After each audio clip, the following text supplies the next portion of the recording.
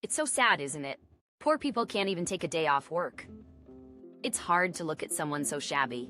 I really feel for their son not being able to choose his parents. Poor people should just stick together. Please don't come near me. I arrived at my son's sports event in my work clothes. Then, one of the mom friends made a harsh comment towards me. I could feel everyone's eyes on me. Little did they know who I really was. My name is Cindy, I'm 35 years old. I live with my husband and son. Recently, we went through a big change. Due to my husband's job, we moved to the city. I had moved when we got married, but moving with a family was harder than I expected. Unpacking, setting up furniture and appliances, sorting out utilities, changing the address on my driver's license, since the days just fly by. Especially tough was taking care of my son Chester while moving. Chester, ever so curious, tries to go off on his own. He doesn't care that it's an unfamiliar place. Hey, where are you going? To the nearby supermarket. You went there yesterday, right? What will you do without any money? You went there yesterday, right? What? Well, it's boring at home. Did you finish setting up your room? You haven't opened all the boxes yet, have you? Not yet, but Do that first. Mom's heading to the school now, so have it done by the time I get back. Okay? yeah. Just once is enough for a year. I always tell you that, don't I? Today, I have to go to the elementary school for Chester's transfer process. I always try to be on time, but this morning was so hectic I ended up running to the school. As I neared the school gate, I caught my breath before entering. Walking into the staff room, more than half of the desks were empty. Probably because of classes. It's been a while since I've been in a staff room. Brings back memories of my school days. Feeling a bit nervous, I checked the seating chart for Chester's teacher. That's when a woman approached me. Can I help you with something? I'm looking for my son's teacher's desk. Oh, it's that one in the corner. Thank you. As I was about to head over, the woman continued. Excuse me, you're new here, right? Looking for a teacher. Do you have a child at this school? Yes, I'm Cindy. We recently moved nearby. I'm here for my son Chester's enrollment. He'll be in 4th grade. Oh, is that so? I'm Sissy. My son is also in 4th grade. Maybe they'll be in the same class. Nice to meet you. Nice to meet you too. Though we exchanged greetings, I couldn't help but notice Sissy's expression. Was it my imagination? She seemed to scrutinize me from head to toe as if scoring me.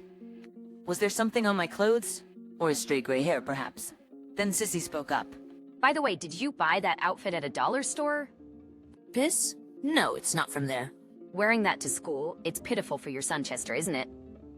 He would want his mom to always look nice. I see. This was the first time someone had been so harsh to me. It was a big blow, especially since I was already exhausted. Looking closely, I noticed Sissy was dressed in high-end brands. Unfazed, she continued. There's a bathroom down the hall. Why don't you look at yourself in the mirror? You'll understand what I mean. With that, she left the staff room. I sighed with relief. Then Chester's teacher approached me. You're Cindy, right? I'm your son's teacher. Looking forward to working with you. The teacher seemed calm and kind. Sissy, you were just talking to her. She's quite a character, isn't she? Uh-huh. Unable to affirm or deny, I just laughed it off. She's the PTA president, known around here as the leader of the mom group. Is that so? Yes, she often comes to school without much reason. Seems like she's just showing off her branded clothes and bags. The teacher's troubled expression was memorable. Being a school teacher must be tough. Not only do they have to take care of students, but also handle parents. Anyway, I need to be careful around Sissy from now on. I thought to myself. The paperwork went smoothly, and I headed home. The next day, I rode my bike to the nearby supermarket.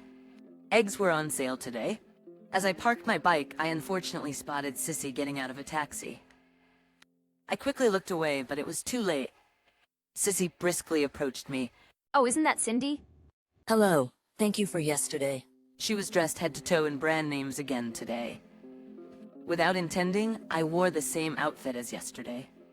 I thought it wouldn't matter since I was just going to the supermarket and didn't know many people yet. But she immediately began her fashion critique. Excuse me, are you wearing the same clothes as yesterday? Yes, I'm embarrassed. It's been hectic with the move. That's just an excuse, isn't it? Can't you dress a bit more decently? I was lost for words at Sissy's audacity. I may only earn $3 a year, but I never skimp on style. My husband, a CEO, always says that first impressions count. Wait, 3K? As I stood there speechless, she continued, Make sure you dress up for next week's sports event. You don't want to be ridiculed, and it affects your child's education too. With that, she clicked her heels and disappeared into the supermarket. I didn't go inside, but instead rode my bike to another supermarket. Everyone has people they dislike. I believe in keeping a distance from such people in interpersonal relationships. While thinking about dinner, I headed to the supermarket. A week later, it was suddenly the day of Chester's sports event. I woke up early and started making his lunch. I planned to pack all of Chester's favorites. Chicken nuggets, sausages, sandwiches. I decided to ignore nutritional balance just for today. Imagining Chester's happy face, I diligently packed the lunch. Then I noticed my mobile phone vibrating. Who could it be this early in the morning? It was a call from work. I had a bad feeling. I answered immediately. My hunch was right. There was a problem at work, and it seemed too much for my subordinates to handle alone. I quickly got ready and left for work. Thanks to my subordinates' prompt contact, we were able to solve the problem quickly. But the sports event had already started. They were probably doing free throws in basketball by now. I rushed home, packed the lunch, and headed to the school. I didn't change my clothes. Rather than wasting time on that, I wanted to watch Chester do his best, even if it was just for a second longer. I arrived at the field out of breath. The sports event was in full swing. As I was moved by the children's performance, a familiar voice called my name. Cindy? I turned around to see the last person I wanted to meet, Sissy. Hello. Sissy looked at me, frowning. She was decked out in brands again today. Is that work clothes? Yes, there was a problem at work this morning, so I had to go in. I didn't have time to change. I should go now. As I tried to leave, she wouldn't let me. Wait a minute, work clothes? What kind of nerve do you have? Unbelievable. Her mocking laughter echoed. I saw men in suits approaching from the VIP area. Sissy seemed unaware. She continued her tirade against me. Poor people can't even take a day off work. How sad. It's hard to watch someone so shabby. Your son, unable to choose his parents, must feel pitiful. Poor people should just stick together. Please don't come near me. Her loud words drew the attention of those around us. Everyone was looking our way, whispering among themselves. I was thinking about how to handle this situation. That's when I was approached by some men from the VIP area. A member of parliament I often saw on street posters. President Cindy, good work out there. Thank you. This morning must have been tough, but as expected of a president, resolving the issue so quickly. It was a team effort. I couldn't have done it alone. Are you here for a promotional activity today, your son? I didn't know that. My apologies. I had met him as part of a promotional campaign. During our conversation, Sissy looked confused. And for a good reason. She had pegged me as a poor person. But in reality, I'm a president. My husband is an executive at Sharondall, a world-renowned apparel company in New York. I'm the president of that company. Our annual turnover is $500,000. We had recently moved here from the heart of New York. I'm a bit shy to say this, but we fall into the category of what one would call celebrities. The work clothes I'm wearing are a new product from Sharondall, designed to revolutionize work attire by combining style and functionality. It took about 3 years to develop, and it's a product we are proud of. It's been making a buzz in Japan recently, with extensive promotions. We hired a popular young actor as the model and advertised through TV commercials, magazines, and social media. It should be quite well known, but Sissy, only interested in established brands, didn't know about our company. The crowd started whispering. I heard people saying, "Isn't that Sharondall's new product?" Furthermore, rumors were spreading that Sissy, despite wearing branded clothes, was ignorant of the latest trends. Overwhelmed, Sissy quickly left the scene. I was bombarded with questions about the new product by other parents, but I left it to my subordinates and went to find Chester. I found him stretching, preparing for his turn.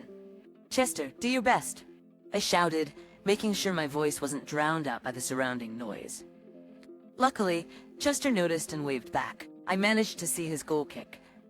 He looked so pleased with himself. Watching him, my heart swelled with pride. Kids grow up so fast. That's why every moment is precious. Chester and I enjoyed lunch together, and I supported him wholeheartedly in the afternoon events. A few days later, an unexpected fact came to light. Sissy's husband's company was a client of Sharon Dahl. Due to this incident, the contract was terminated. Her husband's arrogant nature became evident. The company took a huge hit, likely struggling to stay afloat in our industry. Once you get a bad reputation, it's almost impossible to recover. And Sissy's public insult to me became an issue with the education board. Someone who had heard our conversation leaked her rant. There were even videos which spread quickly on social media.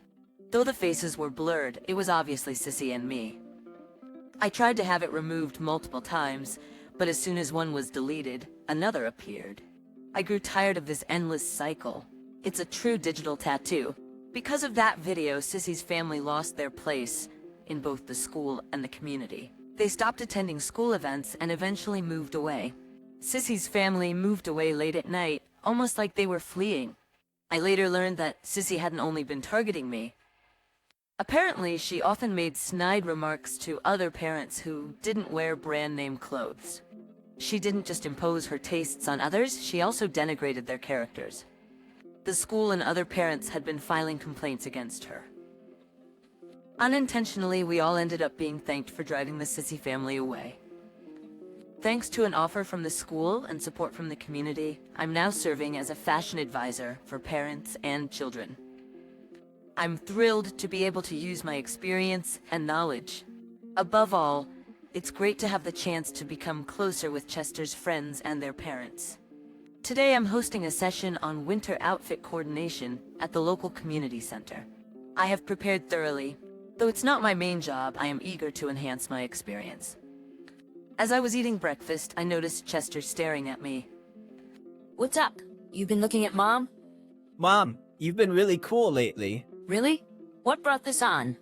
I didn't really understand your job before, but now I see your company's clothes on TV, and you're speaking today, right? That's right. Mom, you're amazing. My friends even say your mom is incredible. Really? That makes Mom happy.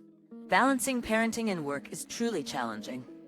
Sometimes I think about spending more time with Chester if I weren't working.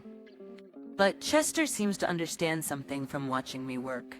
It's been worth it, striving positively as a president, wife, and mother. Mom's gonna keep working hard. So you do your best in your studies, Chester. Okay. Just once for an okay. We finished our breakfast with smiles